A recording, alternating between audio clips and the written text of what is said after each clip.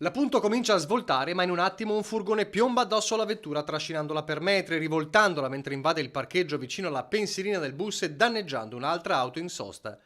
Le istantanee shock di un incidente avvenuto il 23 marzo scorso in pieno giorno a Borso del Grappa. Ore 14.36, via Molinetto, incrocio con Piazza Canal, come ha scritto lo stesso sindaco Flavio Dall'Agnol, postando sulla sua pagina Facebook il video della telecamera di sicurezza. Un vero e proprio monito a tutti i cittadini. Quell'incidente non ha avuto fortunatamente conseguenze tragiche. Il passeggero della Punto se l'è cavata con ferite non gravi, l'autista del furgone illeso, ma è stato soltanto un caso. E vengono i brividi solo a pensare a cosa sarebbe accaduto se un pedone e un ciclista si fossero trovati a camminare in quel tratto tra parcheggio e aiuola. Il guidatore del furgone ha infranto simultaneamente una raffica di norme del codice della strada, non ultimo la velocità, prossima ai 100 km all'ora in un centro abitato. E per questo è stato adeguatamente sanzionato.